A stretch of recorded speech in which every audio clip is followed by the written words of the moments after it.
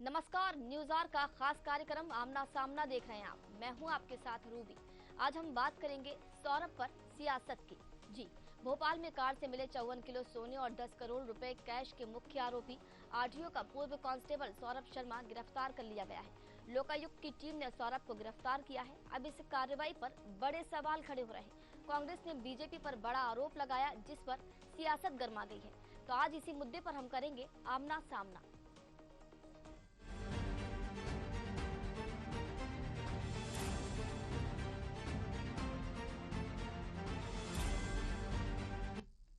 Congress media विभाग अध्यक्ष मुकेश नायक ने सौरभ शर्मा मामले में एक बार फिर बीजेपी सरकार पर निशाना साधा।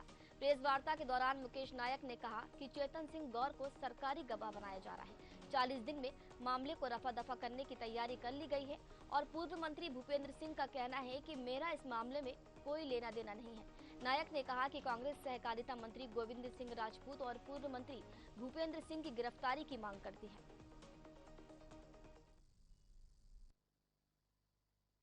सौरभ शर्मा ही बोला है। सौरभ शर्मा की गिरफ्तारी को लेकर जो 41 दिन बाद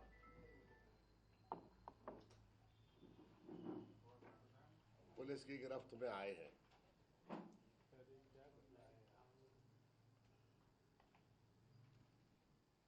कई माध्यमों से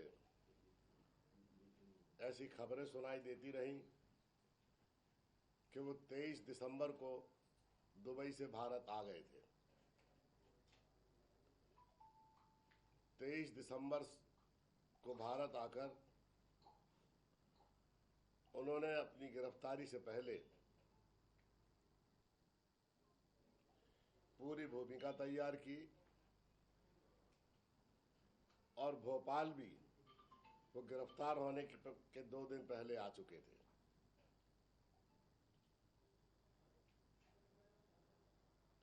सारे लोगों को पता था कि वो कोर्ट में हाजिर होने वाले हैं,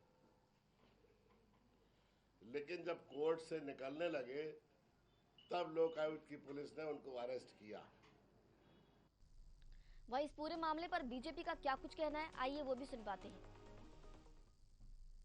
भारतीय जनता पार्टी की जीरो टॉलरेंस वाली केंद्र की मोदी सरकार है और मध्य प्रदेश में डॉक्टर मोहन यादव जी की सरकार है। निष्पक्षता के साथ कार्रवाई होती है और जांच चल रही है। जांच एजेंसी और न्यायालय में प्रकरण रहेगा, जो भी रहेगा उस पर दंड दिया जाएगा। हमारे समय ही हम एजेंसी जो हैं, चाहे ईडी हो, सीबीआई हो, आईटी हो, ये सभी स्वतंत्र होकर के जांच कर रहे हैं और इसी के कारण और कांग्रेस को अगर आप बात कहें कि 40 दिन में क्यों ऐसा हो रहा है, ये सब नहीं, ऐसा नहीं है। जो सामने दूध का दूध पानी का पानी होगा, सब सामने आएगा। जांच एजेंसियां और न्यायालय के अंदर प्रकरण होगा, दंड मिलेगा।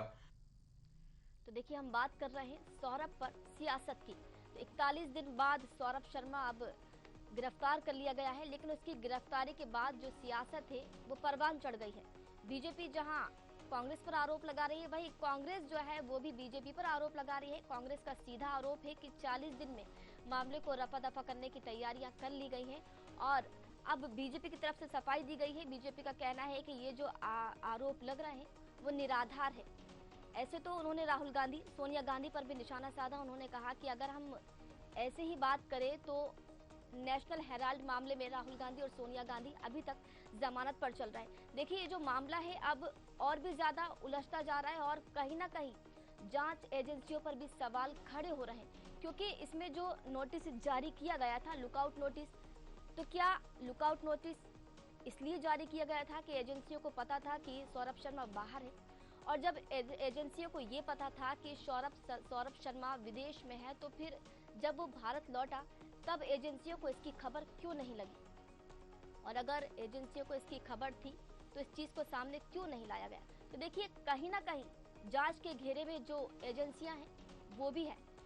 जो आरोप लग रहे हैं वो कहीं ना कहीं आरोप सही भी साबित हो रहे हैं, क्योंकि 41 दिन का समय था।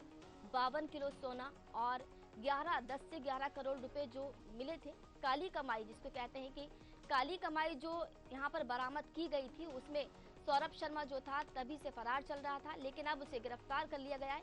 उसने सबसे पहले सरेंडर किया था, जब अब लोकायुक्त की टीम ने उसे गिरफ्तार किया और गिरफ्तारी के बाद अब उनसे पूछताछ की जा रही है, लेकिन सवाल यहाँ पर कई खड़े हो रहे हैं और सियासत भी लगातार देखी जा रही है। आज इसी मुद्दे पर हम चर्चा करेंगे, चर्चा को आगे बढ़ाएंगे। हमारे साथ मेहमान जुड़ चुके हैं। सबसे पहले आपका परिचय करा दूं। कांग्रेस प्रवक्ता फिरोज सिद्दीकी हमारे साथ जुड़ चुके हैं। फिरोज जी, आपका बहुत बहुत स्वागत है। बीजेपी प्रवक्ता राजपाल सिंह सिसोदिया हमारे साथ जुड़ चुके हैं। राजपाल जी, आपका भी बहुत बहुत स्वागत है। और वरिष्ठ पत्रकार रमेश शर्मा हमारे साथ जुड़ चुके हैं। रमेश जी, आपका भी बहुत बहुत स्वागत है। तो चर्चा की शुरुआत में सबसे पहले बीजेपी, राजपाल जी आपसे करना चाहूंगी। कांग्रेस का कहना है कि जब विपक्ष में कोई नेता का नाम सामने आता है ऐसे कामों में तो तुरंत गिरफ्तारी कर ली जाती है, लेकिन अब तक गिरफ्तारी क्यों नहीं की गई? सत्ताधारी दल के नेताओं पर कार्रवाई क्यों नहीं की गई? जी राजपाल जी। नहीं आ रही है। राजपाल जी, अब आवाज आ रही है मेरी?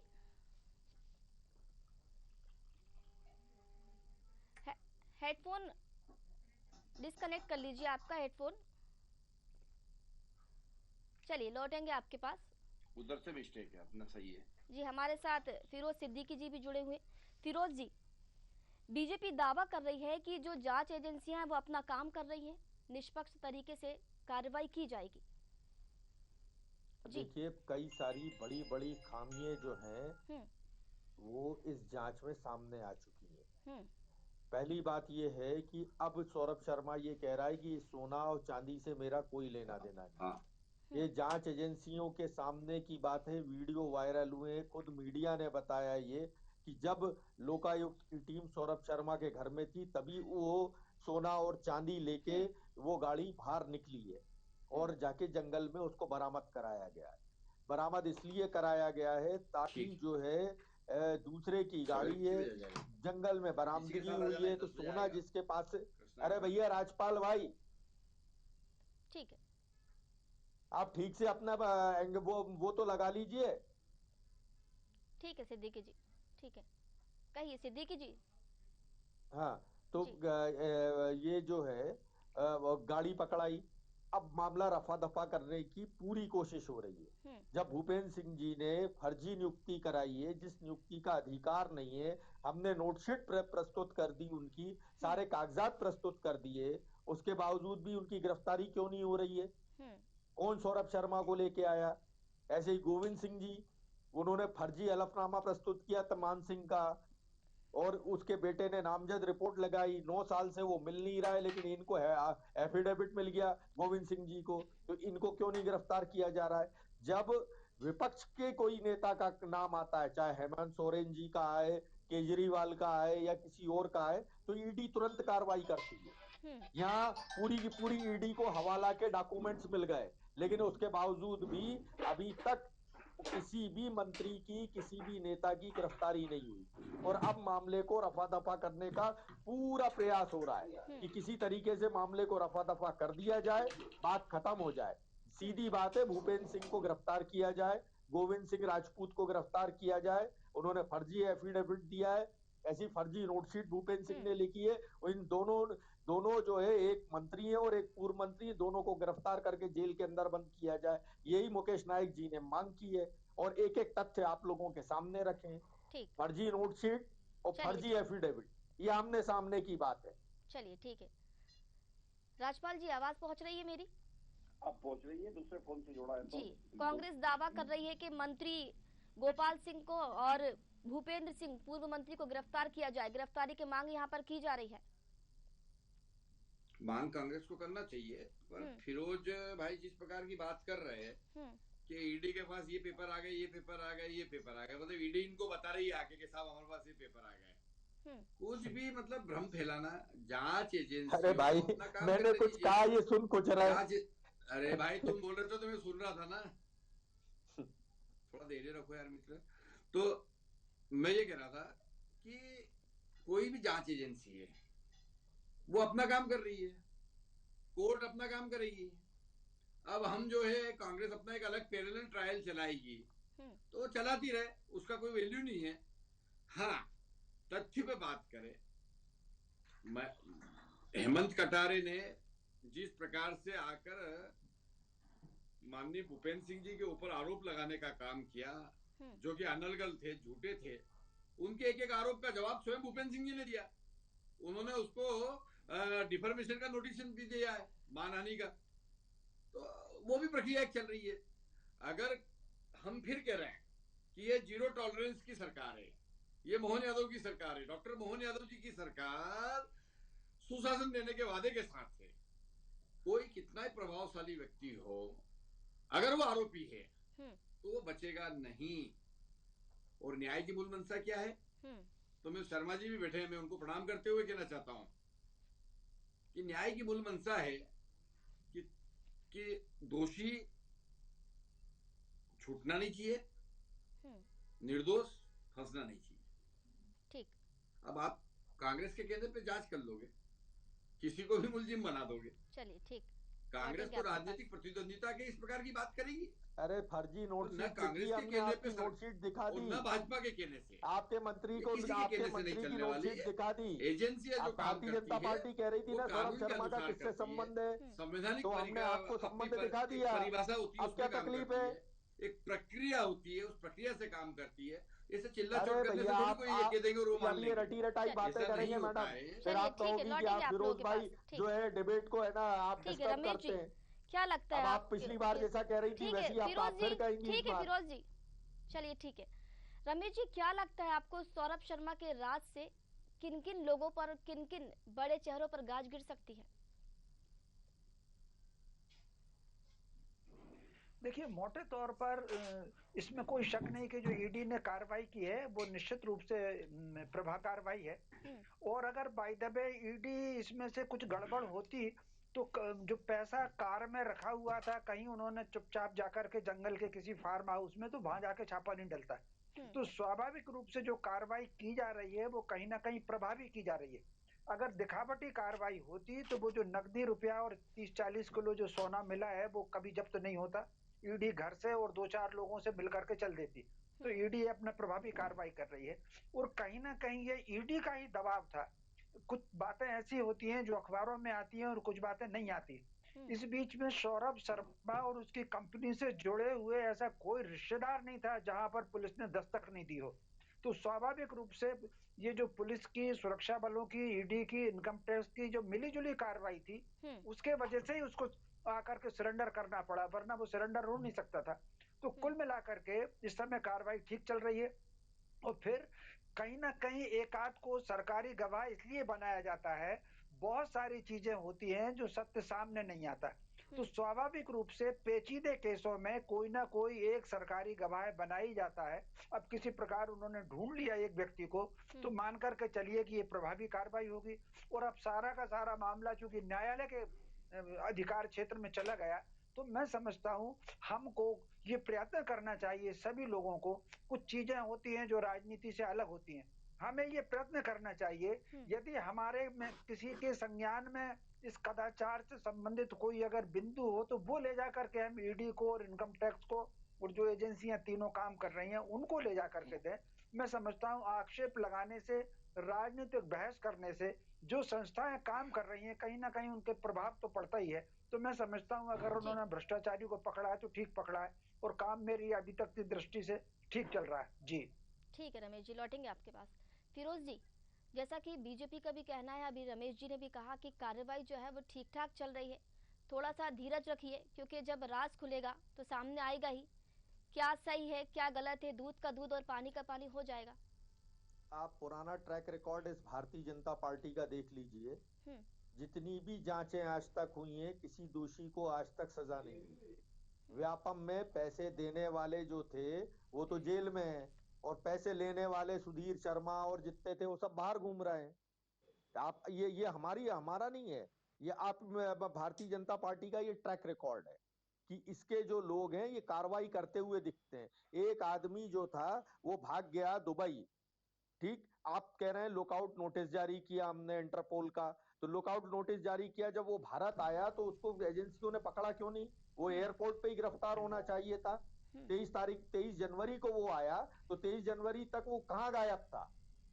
सवाल ये है। और जब कांग्रेस और मीडिया मिलके भूपेंद्र सिंह का और गोविंद सिंह राजपूत का और बाकी जो इनके नेता उनका जब गला दबाने लगी, तो ये डर की वजह से इसको सौरभ शर्मा को बलि का बकरा बनाया जा रहा है। आप बताइए, कोई आरक्षक जो है वो 54 किलो सोना रख सकता है? आप 2.5 कुंटलों से चांदी रख सकता है? करोड़ों रुपया रख सकता है? तो ये कौन करा रहा था ये चोरी? ये मंत्री की शय पे चोरी हो रही थी। इससे पहले का मंत्री है, तो ये कनेक्शन ढूंढा जा रहा था। तो आज तक बताइए, अगर रमेश शर्मा जी सही बात कह रहे हैं, तो भूपेंद्र सिंह के खिलाफ क्या हम लोगों ने प्रभावी कार्रवाई करने के लिए आपको सबूत नहीं दिए क्या एजेंसियों को? भारतीय जनता पार्टी ये कह रही थी ना, हमारा कोई कनेक्शन नहीं है सौरभ शर्मा से, और सौरभ शर्मा की नियुक्ति हम लोगों ने नहीं कराई। ठीक है, वो तो अपने आप आ गया था, तो हमने उनकी नोटशीट रखवा दी सामने। तो अब क्या भूपेंद्र सिंह के खिलाफ FIR होके उनको गिरफ्तार नहीं होना चाहिए? यही सवाल हम पूछ रहे हैं, क्योंकि आपने अवैध नियुक्ति कराई। ये स्पष्ट कनेक्शन सामने आया कि परिवहन का घोटाला हुआ, और परिवहन मंत्री ने ही उसको स्वास्थ्य विभाग की जगह परिवहन विभाग में जो है नियुक्ति कराई, और उसके नियुक्ति आदेश में लिखा है कि माननीय मंत्री जी की नोटशीट के आधार पर इनकी नियुक्ति की गई है। क्यों नहीं हो रही है ये कार्रवाई? बताइए। मैं रमेश शर्मा जी को ही सवाल करता हूं कि एक आरक्षक की ये मजाल है क्या कि कुंटलों से सोना चांदी इकट्ठा कर ले, दुबई भाग जाए वो? तो ये इसके पीछे संरक्षण किसका था? सरकार का था। राजपाल जी, आरोप लग रहे हैं, जवाब दीजिए। सबसे पहले तो ये आरोप निराधार है, अवैध नियुक्ति। ये आरोप बिल्कुल एकदम बेबुनियाद है। हर आरोप का जवाब स्वयं भूपेंद्र सिंह जी ने सामने आके देने का काम किया है। अरे नोटशीट का जवाब दीजिए। और हाँ, भूपेंद्र सिंह जी ने जवाब दिया नोटशीट का। है ना, हम लोगों ने फर्जी तो बनाई नहीं है। तो बताइए, बिल्कुल फर्जी बनाई है कांग्रेस ने, बिल्कुल फर्जी बनाई है। जिस प्रकार से व्यापम में FIR कराए जाके थाने में कि भैया ये हमारी नोटशीट नहीं है, वो भी हो जाएगी। हमने तो ट्रांसपोर्ट का नियुक्ति पत्र ला दिया सौरभ शर्मा का। एक्सल सीट इसीलिए जिस प्रकार से व्यापम में रफा दफा करने का प्रयास हो रहा है। गई, ऐसे ही ये जो कागज आप पेश कर रहे हैं, ये अभी जो डिफॉर्मेशन दिया है ना, जो जाए हम तो चुनौती देते हैं, मानहानि लगाया है ना हेमंत कटारे पे, मामला उसमें ये सारे तथ्य सामने आ जाएंगे भाई। अरे हम कह रहे हैं, हम तो चुनौती दे रहे हैं आपको।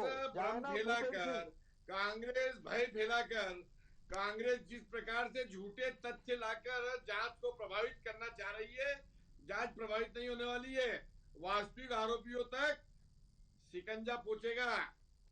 वास्तविक आरोपियों को पकड़ के जेल के पीछे ठूसा जाएगा, चिंता ना करो आप। पर आप राजनीतिक प्रतिद्वंदिता से अगर किसी का नाम लेंगे तो कांग्रेस को जनता भी देख रही है। यही कांग्रेस का दोहरा चरित्र कांग्रेस की पीड़ा का कारण है। लेकिन राजपाल जी, यहाँ पर कांग्रेस भी एक सवाल उठा रही है कि 24 घंटे तक भोपाल में सौरभ शर्मा आखिर था कहाँ?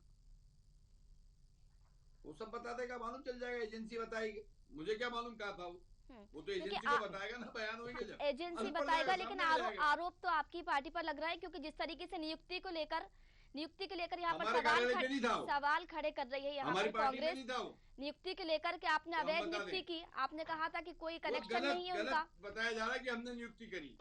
नियुक्ति जो होती है प्रशासनिक, गलत बता रहे हैं आप क्या? उसकी एक प्रक्रिया होती है। रूबी जी, ये तो ऐसे बचा रहा है सौरभ शर्मा, ये 2-4 बिस्कुट इन्हीं को दे गया वो है। ये तो ऐसे बचा नहीं रहा हूँ भाई, वो बताएगा, मुझे क्या मालूम। लेकिन फिरोज जी, अभी कुछ भी कहना गलत होगा, इस तरीके के आरोप अभी गलत होंगे, जांच चल रही है। नहीं लगा रहा हूँ, मैं झूठ क्यों कह रहा हूँ कि भाई जब तुम्हें आप जो झूठ बोल रहे हैं तुम क्यों चोरों को मुझे नहीं मालूम।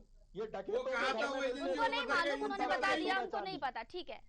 ठीक है, उनको नहीं पता, जब जांच होगी पता चल जाएगा। से सोना चांदी मिलता था। ये रामराज का नाम लेने वाले, रामराज की सरकार में अब कुंटलों से सोना चांदी मिल रहा है, वो भी सिपाहियों के। ठीक है रमेश जी, जहाँ पर कांग्रेस सवाल खड़े कर रही है, वहीं बीजेपी दावा कर रही है कि नीचे से लेकर ऊपर तक जांच की जाएगी और दोषियों को बख्शा नहीं जाएगा। क्या लगता है किसको सही माने, किसको गलत मानेंगे? आपसे समझना चाहेंगे सर।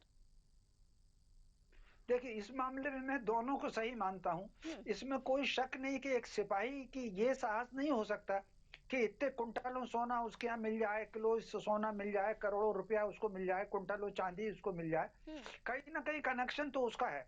अब तो तंत्र में कहाँ कनेक्शन है, इसकी कहीं ना कहीं जांच होनी चाहिए। और चूंकि अभी तक वो फरार चल रहा था, अब किसी प्रकार वो कल परसों में मिल गया है, तो स्वाभाविक रूप से कहीं ना कहीं इसका कनेक्शन तो सामने आएगा।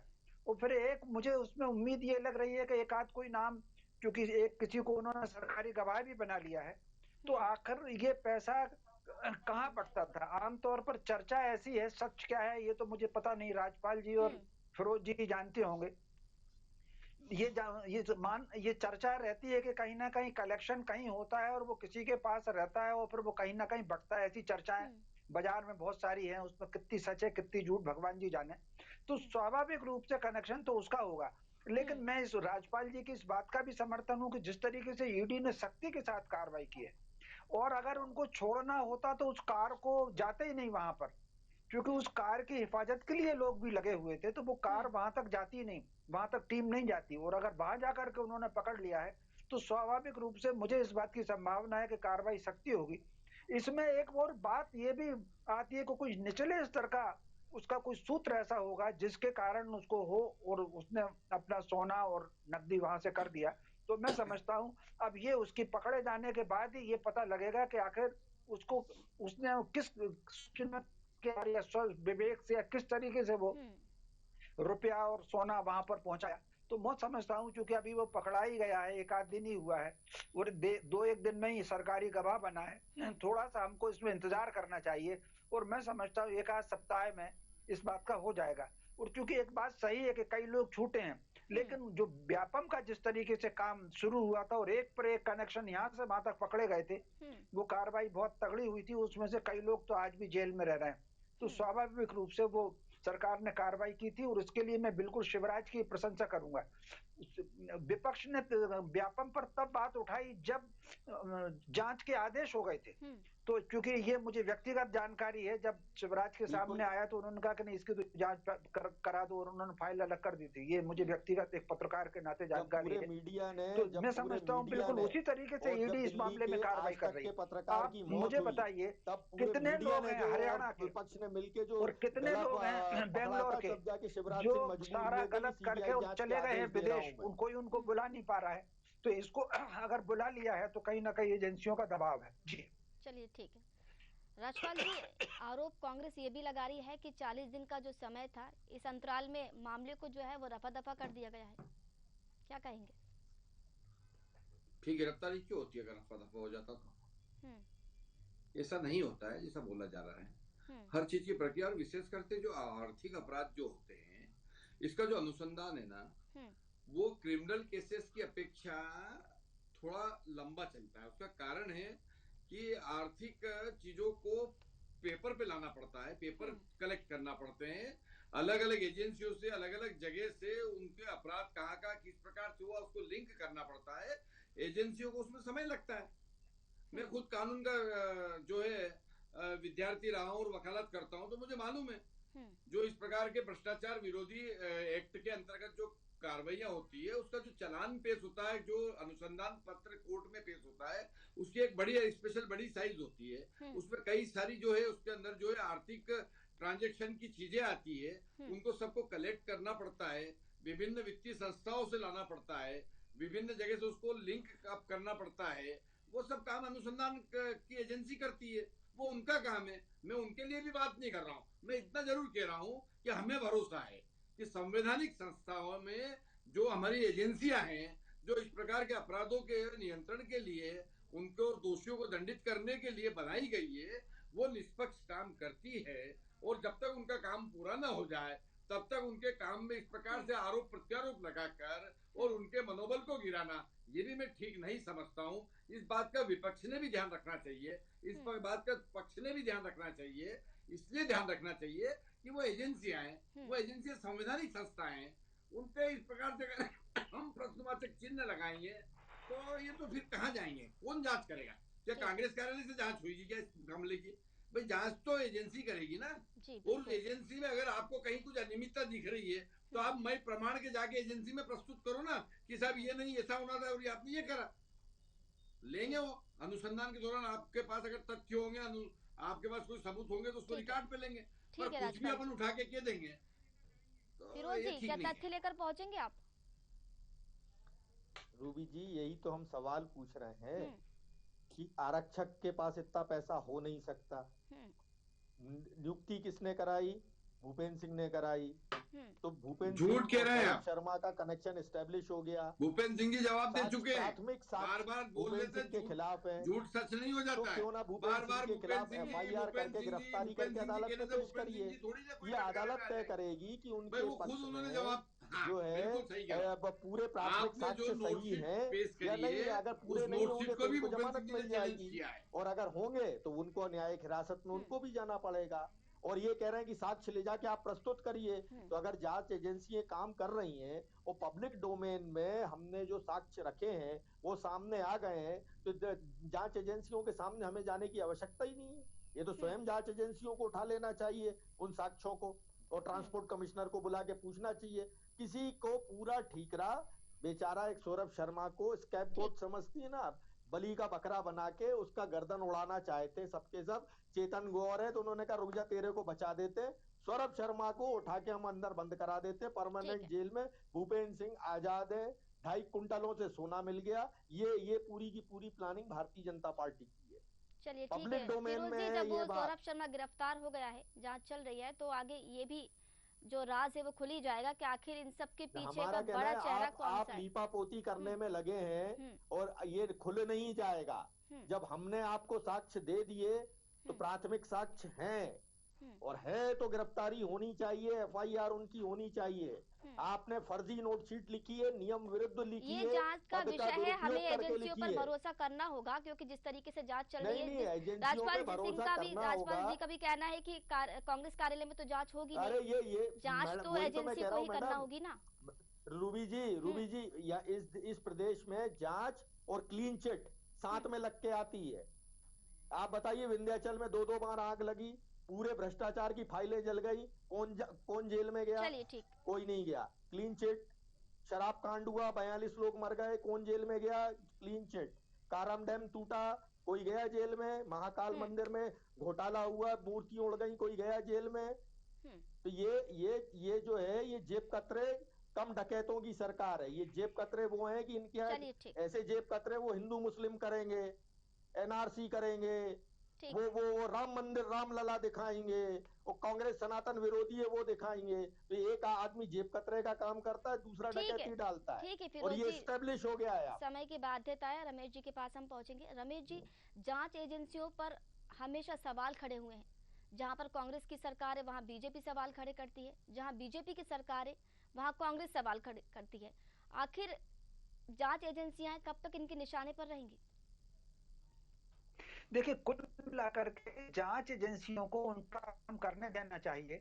और जब से आइए, दरअसल में ये जो तंत्र है वो तंत्र अंग्रेजों का द्वारा बनाया हुआ भ्रष्ट है। और ऐसा कोई मुख्यमंत्री कांग्रेस का हो कि भाजपा का हो, ऐसा कोई प्रधानमंत्री कांग्रेस का हो या भाजपा, उसने कदाचार पर चिंता व्यक्त ना की हो, ऐसा कोई प्रधानमंत्री नहीं हुआ, ऐसा कोई मुख्यमंत्री नहीं हुआ। लेकिन होता है क्या, कोई घटना होती है तो राजनीतिक आरोप प्रत्यारोप लगाते हैं, और वो व्यक्ति जो भ्रष्ट तंत्र के लोग जो होते हैं वो उनको देने के। मैं 2 उदाहरण देना चाहता हूँ।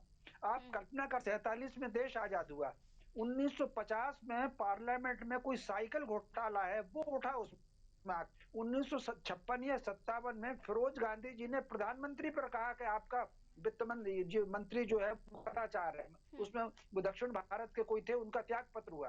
राजीव गांधी जी ने तो यहाँ तक कहा कि हम 1 रुपया भेजते हैं, 85 पैसे तंत्र में घुस जाता है। तो मेरा राजनीतिक दलों से आक्षेप ये आग्रह है कि सरकार कांग्रेस की हो कि भाजपा की हो, कोई भ्रष्टाचार सामने अगर आता है तो तंत्र है वो गड़बड़ करने वाला है। और 2 और उदाहरण देना चाहता हूँ। मेरे ख्याल से मनमोहन जी की सरकार थी या नरसिम्हा राव की सरकार, 2 मंत्री जेल में। एक तो वो खेल घोटाले में गए, मैं बिल्कुल बहुत जिम्मेदारी से कहना चाहता हूँ एक पत्रकार के नाते, उसमें मंत्रियों का उतना आरोप नहीं था जितना वो जेल में गए, और पूरा का पूरा सिस्टम उसमें खराब था। तो मैं समझता हूँ ये कदाचार सिस्टम करता है, ये अपने मोहरे ढूंढ लेता है, वो सौरभ चाहे शर्मा हो, और उस बीच में जोड़ तोड़ पॉलिटिकल लोगों से भी जोड़ तोड़ कर ली जाती है। कुल मिलाकर के कहीं ना कहीं अब 77 वर्ष हो गए, तो कांग्रेस का वो जो अंग्रेजों का जो तंत्र, कांग्रेस का नहीं अंग्रेजों का जो तंत्र था, उसके शुद्धिकरण का अभियान कांग्रेस भाजपा दोनों को चलाना चाहिए, ताकि एक स्वच्छ सरकार बन सके और जनता के हित हो सके। वरना 1 रुपया भेजते हैं कितना तो रास्ते में रुक जाता है। जी रमेश शर्मा जी, अभी गिरफ्तारी होना चाहिए भूपेंद्र सिंह की। क्योंकि ये तो तय हो गया कि ये ना इन दोनों के बीच कनेक्शन था, हमने सबूत भी रख दिए। तो अभी भूपेंद्र सिंह की गिरफ्तारी होना चाहिए अगर जांच सही दिशा में चल रही है तो, क्योंकि ये सौरभ शर्मा का पैसा नहीं है। बात आपने भी मानी और मैंने भी मानी, हम वही तो बात कह रहे हैं। ठीक है, ये जांच का देखिए भूपेंद्र जी ने उसका खंडन किया और उन्होंने कहा कि वो फर्जी है नोटशीट, तो कुल मिलाकर के सबसे इसकी जांच भी होनी चाहिए। डॉक्यूमेंट्री और सरकारी एविडेंस का कोई खंडन नहीं होता, वो तो सरकारी कागज बोल रहा है, सरकारी नोटशीट बोल रही है उनकी। हमने कोई उनकी बातचीत की बात नहीं की है। बिल्कुल जांच का विषय जिस तरीके से रमेश शर्मा जी ने कहा कि इसकी भी जांच होना चाहिए, जिस तरीके से उन्होंने बयान दिया और खंडन किया, इसकी भी जांच होना चाहिए, कागजों की भी जांच होना चाहिए। समय की कमी है इसलिए चर्चा को यहीं विराम देना होगा। आप तीनों ही मेहमानों का बहुत बहुत शुक्रिया, आप जुड़े और अपने अपने विचार आपने व्यक्त किया।